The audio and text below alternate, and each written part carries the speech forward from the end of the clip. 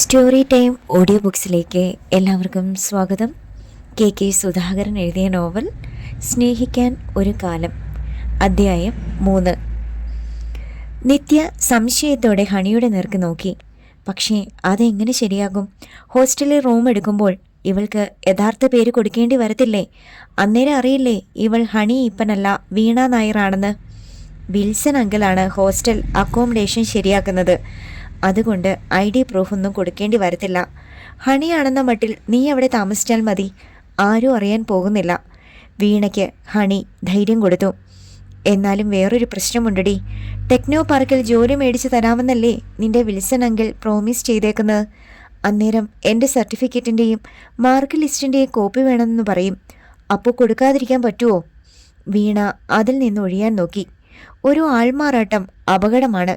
അതിൻ്റെ ഭവിഷ്യത്തിനെക്കുറിച്ച് ഹണിക്കിപ്പോൾ മനസ്സിലാകത്തില്ല. അതിന് വിൽസൺ അങ്കിളിന് സർട്ടിഫിക്കറ്റ് ഒന്നും കൊടുക്കേണ്ട. കമ്പനിയുടെ മെയിൽ അഡ്രസ്സിലേക്ക് നീ തന്നെ ബയോഡേറ്റ അയച്ചു കൊടുത്താൽ മതി.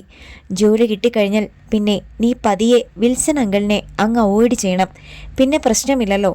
ഹണി അതിനും പോം വഴി നിർദ്ദേശിച്ചു. എടി, എനിക്കിപ്പോൾ ഒരു സംശയം ചോദിക്കാനുണ്ട്. നിന്റെ ചാച്ചനും അമ്മച്ചിയും ഓസ്ട്രേലിയയ്ക്ക് പോവുകയാണ്. അവർ ഇനി 1 കൊല്ലം കഴിഞ്ഞേ വരൂ. നിന്റെ ബന്ധു വിൽസൺ അങ്കിളിൻ്റെ അടുത്ത് നിന്നെ ഏൽപ്പിച്ചിട്ട് പോകാനാണ് പ്ലാൻ ചെയ്യുന്നത്. പിന്നെന്താ നീ പോകാൻ മടിക്കുന്നത്? നിത്യ ചോദിച്ചു. വീണയ്ക്കും സംശയം തോന്നിയ ചോദ്യമായിരുന്നു അത്. എടി, അതിന് തക്കതായ കാരണമുണ്ട്. 2 പേർക്ക് ഒരു സസ്പെൻസ് തരാമെന്ന് വിചാരിച്ചിട്ടാ ഞാൻ ആ രഹസ്യം ഇതുവരെ പൊട്ടിക്കാഞ്ഞത്. ശ്രീരാജ് എന്നെ കെട്ടാൻ പോവുക. വിശ്വാസം വരാതെ നിത്യയും വീണയും അവളെ തുറച്ചു നോക്കി. വീട്ടുകാർ അറിയാതെ? വീണ ചോദിച്ചു. യെസ്, 2 വീട്ടുകാരും സമ്മതിക്കത്തില്ല. ചാച്ചനും അമ്മച്ചിയും പോയി കഴിഞ്ഞ് പിറ്റേന്നാണ് കെട്ട്. നിങ്ങൾ 2 പേരുമായിരിക്കും സാക്ഷികൾ. കാക്കനാട്ട് ശ്രീ ഒരു ഫ്ലാറ്റ് എടുത്തു കഴിഞ്ഞു ഞങ്ങൾക്ക് താമസിക്കാൻ. ഉഗ്രൻ പ്ലാനിങ് ആണല്ലോടി നിങ്ങളുടെ. ഓൾ ദി ബെസ്റ്റ് മോളെ. നിത്യ അവളെ കെട്ടിപ്പിടിച്ചു. അപ്പോൾ നിന്റെ പ്രണയം സഫലമാകാൻ പോവുകയാണല്ലേ? എൻ്റെ മംഗളാശംസകൾ അഡ്വാൻസായി നേരുന്നു, വീണ പറഞ്ഞു. പക്ഷേ വീണ, നിന്റെ സഹായമുണ്ടെങ്കിലേ ഞങ്ങളുടെ കല്യാണം നടക്കൂ.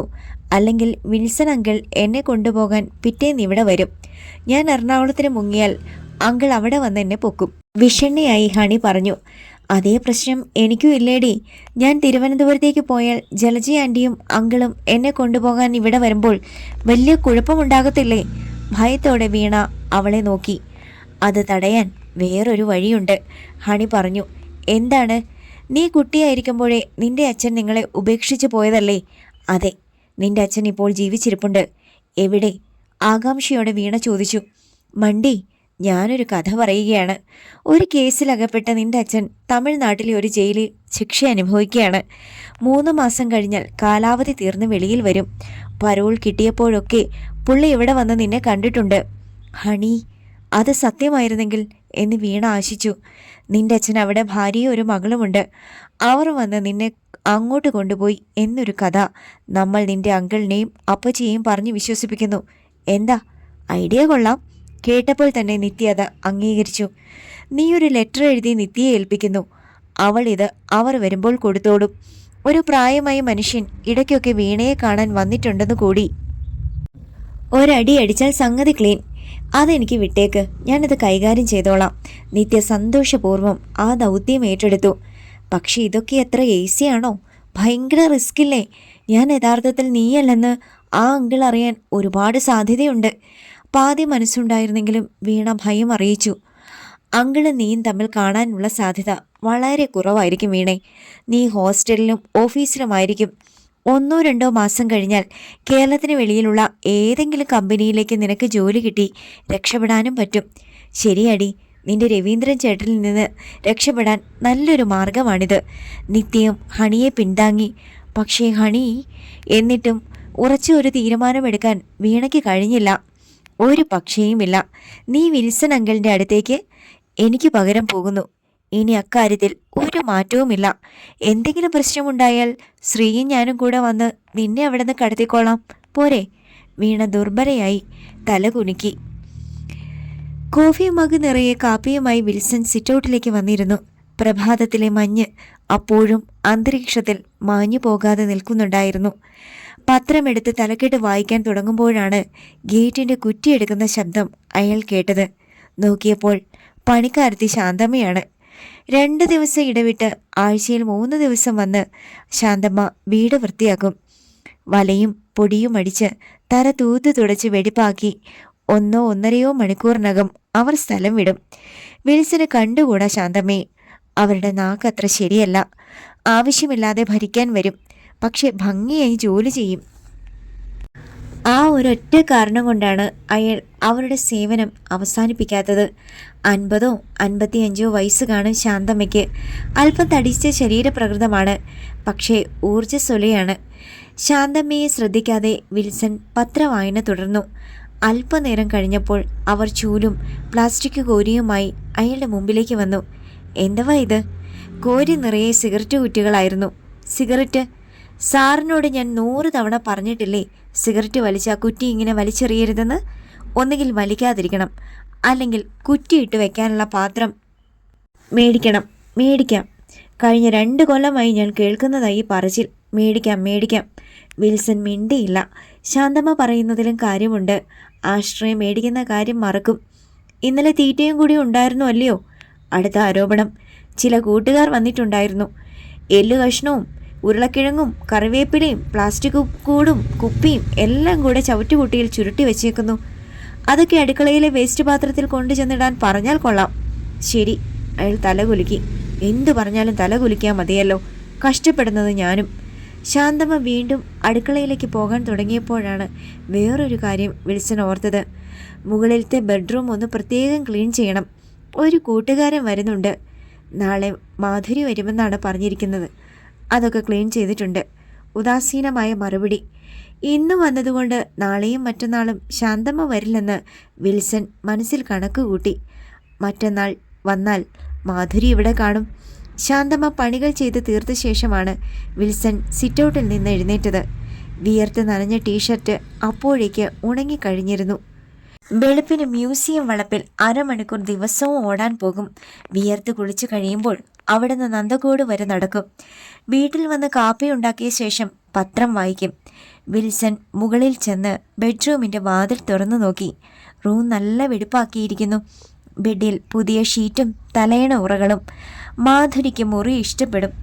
കുളിച്ച മുടിയുണക്കി പാൻസും ഫുൾ സ്ലീവ് ഷർട്ടും ധരിച്ച് ഇൻസേർട്ട് ചെയ്ത് ബെൽറ്റ് കെട്ടി അയാൾ ഓഫീസിലേക്ക് പോകാൻ തയ്യാറായി.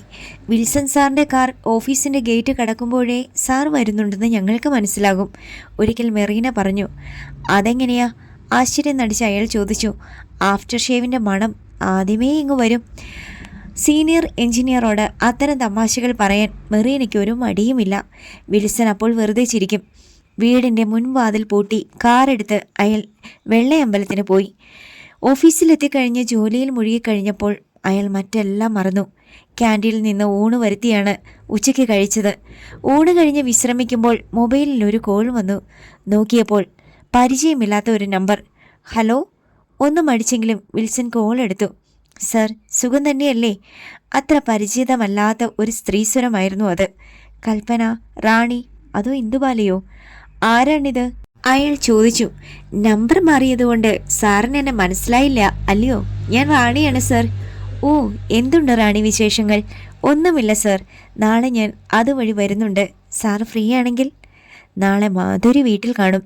വേണ്ട റാണി, നാളെ രാവിലെ ഞാൻ ചെന്നൈയിലേക്ക് പോകും. അവിടെ ഒരു കോൺഫറൻസ്.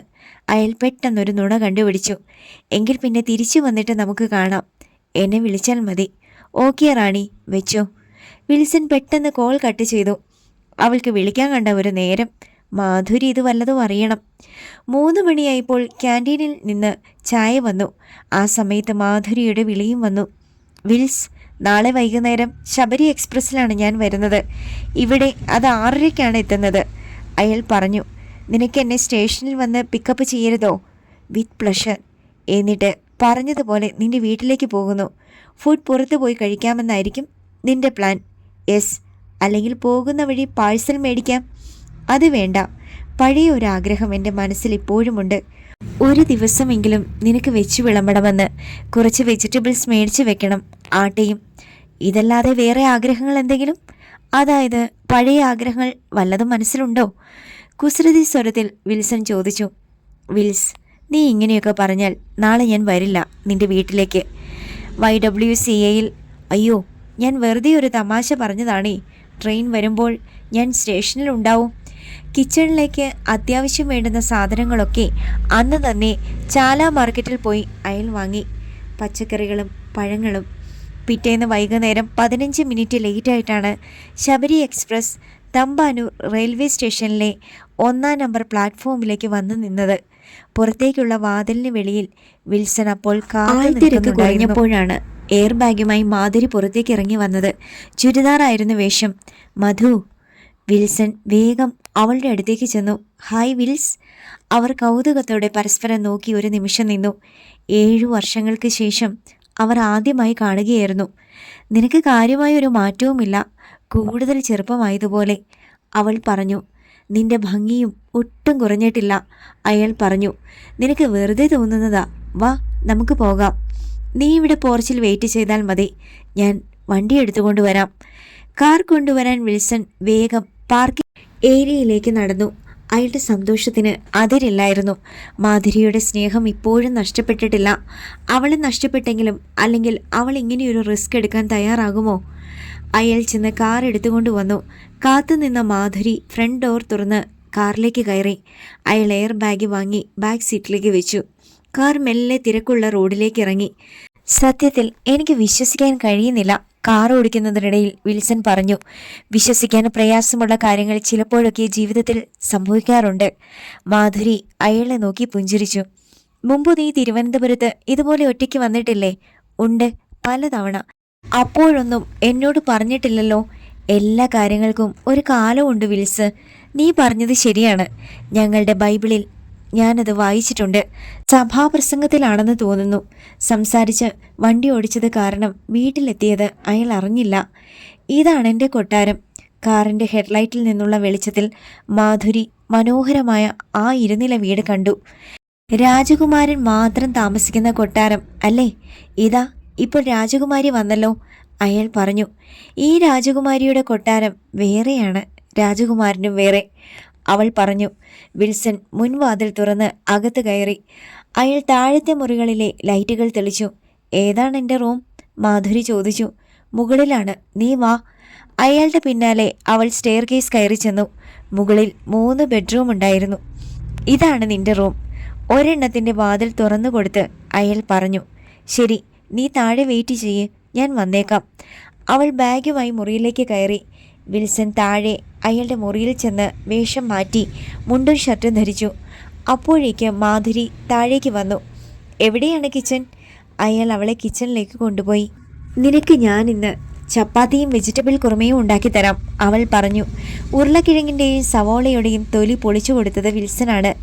മാധുരി കറി ഉണ്ടാക്കിയപ്പോൾ അയാൾ ചപ്പാത്തി മാവ് കുഴച്ചു കൊടുത്തു. ഞാൻ വിചാരിച്ചു നീ എഞ്ചിനീയറിംഗ് മാത്രമേ പഠിച്ചിട്ടുള്ളെന്ന്. അയാൾ ആകൃതിയൊത്ത ചപ്പാത്തി പരത്തുന്നത് കണ്ടപ്പോൾ അവൾ പറഞ്ഞു. എന്നെ കിട്ടാഞ്ഞത് നിന്റെ നഷ്ടം, അയാൾ പറഞ്ഞു. ചില നഷ്ടങ്ങൾ ഒരു തരത്തിലും ഒഴിവാക്കാൻ പറ്റില്ല. അവൾ ചപ്പാത്തി ചുട്ട് കാസറോളിൽ അടുക്കി വെച്ചു. ഇനി ഞാനൊന്ന് കുളിച്ചിട്ട് വരാം. അവൾ മുകളിലേക്ക് പോയി. ആ സമയം കൊണ്ട് അയാളും കുളിച്ച് വേഷം മാറി. തൂവെള്ള കുർത്തയും പൈജാമയും ധരിച്ചാണ് മാധുരി കുളി കഴിഞ്ഞ് താഴേക്ക് വന്നത്. നമുക്ക് കഴിക്കാമല്ലേ? യെസ്, നല്ല വിശപ്പുണ്ട്. വിൽസന്റെ പ്ലേറ്റിലേക്ക് ചപ്പാത്തി എടുത്തു വെച്ച് അവൾ കറി വിളമ്പിക്കൊടുത്തു. എന്നിട്ട് അവളും അത് കഴിക്കാനിരുന്നു. എന്താണ് എന്നോടൊന്ന് സീരിയസ് ആയി സംസാരിക്കാനുണ്ടെന്ന് പറഞ്ഞത്? കഴിക്കുന്നതിനിടയിൽ അയാൾ ചോദിച്ചു. ഒറ്റയ്ക്കുള്ള നിന്റെ ഈ ജീവിതം അവസാനിപ്പിക്കണം വിൽസ്. നീ ആരോടാണ് ഈ പക വീട്ടുന്നത്? അയാൾ ചോദിച്ചു. പക വീട്ടുകയല്ല മധു, ഞാൻ ശരിക്കും ജീവിതം ആഘോഷിക്കുകയാണ്. എൻ്റെ ജീവിതത്തിൽ നിന്ന് ഏറ്റവും വലിയ സന്തോഷം ചിലരൊക്കെ ചേർന്ന് വലിച്ചെടുത്ത് ദൂരേക്കെറിഞ്ഞു. ആ സന്തോഷമാണ് ഇന്നിപ്പോൾ എൻ്റെ മുന്നിലിരിക്കുന്ന ഈ നീ. കഴിഞ്ഞതോർത്ത് നിരാശപ്പെടരുത്, ദുഃഖിക്കുകയും അരുത്. നീ ഒരു കല്യാണം കഴിക്കണം, എങ്കിലേ എനിക്ക് മനസ്സമാധാനം കിട്ടൂ. പലരും ശ്രമിച്ചു നോക്കിയതാണ് എന്നെക്കൊണ്ട് കെട്ടിക്കാൻ. ചില പെൺപിള്ളേരെ ഞാൻ പെണ്ണ് കാണാനും പോയിട്ടുണ്ട്. പക്ഷേ ഒന്നിനെ എനിക്ക് ബോധിച്ചില്ല. അതുകൊണ്ട് ഒരു പെണ്ണിനെയും ഇനി ഇഷ്ടപ്പെടാൻ പറ്റത്തില്ലെന്നാണോ നിന്റെ വിചാരം? ദുഃഖത്തോടെ മാധുരി ചോദിച്ചു. എനിക്കിനി ഒരു മാരീഡ് ലൈഫ് വേണ്ട മധു. എനിക്ക് ധാരാളം ഫ്രണ്ട്സ് ഉണ്ട്. ജീവിതത്തിൽ വേണ്ട സന്തോഷമൊക്കെ അവരിൽ നിന്ന് എനിക്ക് കിട്ടുന്നുണ്ട്. പക്ഷേ എത്ര നാൾ? കിട്ടുന്നത് വരെ മതി. ഭക്ഷണം കഴിച്ച് അവർ എഴുന്നേറ്റു. മാധുരിയാണ് പ്ലേറ്റുകൾ കഴുകി വെച്ചത്. രാവിലെ 10 മണിക്ക് എനിക്ക് സെക്രട്ടേറിയറ്റിൽ ചെല്ലണം, അവൾ പറഞ്ഞു. അതിനു മുമ്പ് നിന്നെ ഞാൻ അവിടെ കൊണ്ടുവിടാം. അവർ അല്പനേരം സ്വീകരണ മുറിയിൽ സംസാരിച്ചിരുന്നു. പെട്ടെന്നാണ് വിൽസൺ ഒരു കാര്യം ഓർത്തത്. നിന്റെ ഹസ്ബൻഡ് വിളിച്ചില്ലല്ലോ ഇതുവരെ. മാധുരി ഒന്ന് ചിരിച്ചു. അത്തരം ഫോർമാലിറ്റീസിലൊന്നും വിശ്വസിക്കുന്ന ആളല്ല എൻ്റെ ഹസ്ബൻഡ്. നീ സേഫായി എത്തിയോ എന്ന് വിളിച്ച് അന്വേഷിക്കുന്നത് ഫോർമാലിറ്റിയാണോ? വിൽസന് മനസ്സിലായില്ല. എൻ്റെ കാര്യങ്ങൾ നോക്കാൻ ഞാൻ പ്രാപ്തിയാണെന്ന് എൻ്റെ ഹസ്ബൻഡിന് നല്ല വിശ്വാസമുണ്ട്. പിന്നെന്തിനാ 4-5 മിനിറ്റ് പാഴാക്കി കളയുന്നത്? ആ സമയം കൊണ്ട് ഒരു കേസും കൂടി പഠിക്കരുതോ? വക്കീൽ പണി അത്ര നിസ്സാരമല്ലെന്ന് മനസ്സിലായില്ലേ വിൽസന്? അവളുടെ സ്വരത്തിൽ സ്വയം പുച്ഛമോ ആരോടൊക്കെയോ ഉള്ള പകയോ ഉണ്ടായിരുന്നു. മാധുരി, അറിയാതെ അയാൾ വിളിച്ചു. അവൾ ഒന്നും പറയാതെ സ്വന്തം വിരൽ നഖങ്ങളിൽ നോക്കിയിരുന്നു. വിൽസൺ എഴുന്നേറ്റ് അവളുടെ അടുത്ത് ചെന്ന് സിറ്റിയിലിരുന്നു. നീ പറഞ്ഞത് നിങ്ങൾ തമ്മിൽ? അയാൾ അവളുടെ മുഖത്തേക്ക് ഉറ്റുനോക്കി. എന്താ വിൽസ്, നീ എന്നെ ഇങ്ങനെ നോക്കുന്നത്? ഞങ്ങൾ തമ്മിൽ എന്തെങ്കിലും പ്രശ്നമുണ്ടെന്ന് ഞാൻ പറഞ്ഞോ? ഇല്ലല്ലോ. അവൾ അയാളുടെ മുഖത്തേക്ക് നോക്കി പുഞ്ചിരിച്ചു. പക്ഷേ നിനക്കറിയോ, മറൈൻ ഡ്രൈവിൽ ഒരു ലക്ഷറി ഫ്ലാറ്റ് എൻ്റെ പേരിൽ മേടിച്ചു തന്നു എൻ്റെ ഹസ്ബൻഡ്. 1.25 കോടിയാണ് വില. 15 ലക്ഷത്തിൻ്റെ കാറിലാണ് ഞാൻ ഓഫീസിൽ പോകുന്നത്. എൻ്റെ സിൽക്ക് സാരികളുടെ എണ്ണം കേട്ടാൽ നീ ഞെട്ടും. അതുകൊണ്ട് പറയുന്നില്ല. കഴിഞ്ഞ വെഡ്ഡിങ് ആനിവേഴ്സറിക്ക് ഒരു സെറ്റ് ഡയമണ്ട് നെക്ലേസ് ആൻഡ് സ്റ്റഡ്സാണ് എനിക്ക് സമ്മാനിച്ചത്. 2 ക്രെഡിറ്റ് കാർഡ് വാങ്ങി തന്നിട്ടുണ്ട്, ഇഷ്ടമുള്ളതൊക്കെ മേടിക്കാൻ. മാധുരിയുടെ കണ്ണുകൾ നിറഞ്ഞു. ഇതുപോലെ സ്നേഹസമ്പന്നനായ ഒരു ഭർത്താവിനെ വേറെ ആർക്ക് കിട്ടും? മധു, നീ? വിൽസന്റെ കൈവിരലുകളിൽ മുഖം അമർത്തി അവൾ അല്പനേരം കുനിഞ്ഞിരുന്നു. കണ്ണീർ ഒഴുകി വീണ വിരലുകൾ നനയുന്നത് അയാൾ അറിഞ്ഞു. മധു, അയാൾ ആർദ്രസ്വരത്തിൽ അവളെ വിളിച്ചു. മാധുരി പെട്ടെന്ന് മുഖമുയർത്തി അയാളെ നോക്കി പുഞ്ചിരിച്ചു. ഛേ, ഞാൻ എന്തൊക്കെയാണ് നിന്നോട്? പണ്ട് ഞാൻ ഇങ്ങനെയായിരുന്നില്ലേ? നിന്നെ കണ്ടാൽ ആവശ്യമില്ലാതെ ഓരോന്നൊക്കെ പറഞ്ഞ് നിന്നെ ബോറടിപ്പിക്കുമായിരുന്നു. അവൾ എഴുന്നേറ്റ് വാഷ് ബേസിൻ്റെ അടുത്തേക്ക് ചെന്ന് മുഖം കഴുകി. എന്നിട്ട് ടവലെടുത്ത് തുടച്ചു. വിൽസ്, നിനക്ക് ഉറക്കം വരുന്നുണ്ടോ? അവൾ ചോദിച്ചു. ഇല്ല. എങ്കിൽ ഈ രാത്രി മുഴുവൻ നമുക്കിങ്ങനെ സംസാരിച്ചിരിക്കാം. ആരോടെങ്കിലും മനസ്സ് തുറന്ന് ഇഷ്ടത്തോടെ ഞാൻ സംസാരിച്ചിട്ട് എത്ര കൊല്ലമായെന്നറിയാമോ? അവളെ മനസ്സിലാക്കാൻ കഴിയാതെ വിൽസൺ ഇരുന്നു. അല്ലെങ്കിൽ വേണ്ട, നന്നായി ഉറങ്ങിയില്ലെങ്കിൽ നാളെ മിനിസ്റ്ററുടെ കോൺഫറൻസിലിരുന്ന് ഞാൻ ഉറക്കം തൂങ്ങും. അവൾ ചിരിച്ചു. വിൽസ്, വിരോധമില്ലെങ്കിൽ? അവൾ പെട്ടെന്ന് നിർത്തി. പറയൂ, അയാൾ ആവശ്യപ്പെട്ടു. എനിക്ക് നിന്റെ ബെഡ്റൂം ഒന്ന് കാണണമായിരുന്നു. മടിയോടെയാണെങ്കിലും അവൾ പറഞ്ഞു. അതിനെന്താ, നീ വാ. വിൽസൺ അയാളുടെ ബെഡ്റൂമിലേക്ക് നടന്നു. അവൾ പിന്നാലെ ചെന്നു. അയാൾ 3 ലൈറ്റുകൾ ഓൺ ചെയ്തു. റോസാപ്പൂക്കളുടെ പ്രിൻ്റുള്ള ഷീറ്റ് വിരിച്ച കിങ് സൈസ് കട്ടിൽ, തലയിണകൾ, ഡിസൈനർ ടേബിൾ, ചെയർ, TV, ഭിത്തിയിൽ മനോഹരമായ 2 പെയിൻറ്റിങ്ങുകൾ, ഭിത്തിയിൽ വാർഡ്രോബ്. മാധുരി അത്ഭുതത്തോടെ എല്ലാം നോക്കി കണ്ടു. Master bedroom? അവൾ ചോദിച്ചു. അതെ എന്നർത്ഥത്തിൽ അയാൾ തലകുലുക്കി. ഒരുപക്ഷെ ഇത് നമ്മുടെ ബെഡ്റൂം ആകുമായിരുന്നു അല്ലേ? യെസ്. ഈ റൂമിലേക്ക് ആദ്യം വരുന്ന പെണ്ണ് നീയാണ്. പലരും വന്നിട്ടുള്ളത് മുകളിൽ ഇടതുവശത്തുള്ള ബെഡ്റൂമിലാണെന്ന് വേറെ ആർക്കും അറിയില്ലല്ലോ. അവൾ ചെന്ന് വാർഡ്രോബിൻ്റെ ഒരു ഡോർ തുറന്നു. ഒരു തട്ടിൽ ഇസ്തിരിയിട്ട് മടക്കി വെച്ച ഷർട്ടുകളായിരുന്നു. മുകളിലത്തെ തട്ടിൽ ഒരു കുപ്പി വിസ്കിയും. വിൽസ്, ശാസനയോടെ അവൾ അയാളെ നോക്കി. ദുബായിൽ നിന്ന് വന്ന ഒരു ഫ്രണ്ട് സമ്മാനം തന്നതാണ്. ഞാൻ ഇതുവരെ അത് ഓപ്പൺ ചെയ്തതേയില്ല. ക്ഷമിച്ചിരിക്കുന്നു. അവൾ അടുത്ത ഡോർ തുറന്നു. അതിൽ ഒരു സുന്ദരിയുടെ ലാമിനേറ്റ് ചെയ്ത കളർ ഫോട്ടോ സ്റ്റാൻഡിൽ വെച്ചിട്ടുണ്ടായിരുന്നു. അവൾ അത് കണ്ട് ഞെട്ടി. അവൾ അത് 2 കൈകൾ കൊണ്ടും എടുത്തു നോക്കി. പരിചയപ്പെട്ട കാലത്ത് അയാളെടുത്ത മാധുരിയുടെ ഫോട്ടോ ആയിരുന്നു അത്. വിൽസ്, നീ എന്നെ വിട്ടുപോയെങ്കിലും ഞാൻ നിന്നെ ഉപേക്ഷിച്ചിട്ടില്ല മധു. അയാൾ ഫോട്ടോ വാങ്ങി തിരികെ വെച്ചു. അവൾ ഒരു തേങ്ങലോടെ അയാളുടെ നെഞ്ചിലേക്ക് ചാഞ്ഞു. അയാൾ അവളെ ചേർത്ത് പിടിച്ച് നെറ്റിയിൽ ഉമ്മ വെച്ചു. പെട്ടെന്ന് അവൾ അയാളുടെ കൈകളിൽ നിന്ന് സ്വതന്ത്രയായി. നമുക്ക് വെളിയിലിരുന്ന് സംസാരിക്കാം. അവൾ റൂമിൽ നിന്ന് വെളിയിലേക്ക് നടന്നു. അയാൾ പിന്നാലെ ചെന്നു. സ്വീകരണ മുറിയിലിരുന്ന് അവർ പഴയ ഓർമ്മകൾ അയവിറക്കി. സന്തോഷവും സങ്കടവും നിറഞ്ഞ നിരവധി ഓർമ്മകൾ. ക്ലോക്കിൽ മണി 11 അപ്പോഴാണ് മാധുരിയുടെ ശ്രദ്ധയിൽപ്പെട്ടത്. അയ്യോ, സമയം പോയത് അറിഞ്ഞില്ല. ഞാൻ ഉറങ്ങാൻ പോവാണ് വിൽസ്. രാവിലെ കാണാം. Good night. എഴുന്നേറ്റുകൊണ്ട് അവൾ പറഞ്ഞു. ഗുഡ് നൈറ്റ് മധു. അവൾ മെല്ലെ സ്റ്റെയർ കേസ് കയറി മുകളിലേക്ക് പോയി. വിൽസൺ അവിടെ തന്നെ കുറേ നേരം ഇരുന്നു. മാധുരിയെക്കുറിച്ചാണ് അയാൾ ചിന്തിച്ചത്. പറയാത്ത ഒരുപാട് കാര്യങ്ങൾ അവളുടെ വാക്കുകൾക്കിടയിൽ ഉണ്ടായിരുന്നില്ലേ? അയാൾ എഴുന്നേറ്റ് സ്റ്റെയർ കേസിനടുത്തേക്ക് ചെന്ന് നിന്നു. മുകളിലേക്ക് നോക്കി. മാധുരി ഉറങ്ങിക്കാണുമോ? അടുത്ത ഭാഗം നാളെ.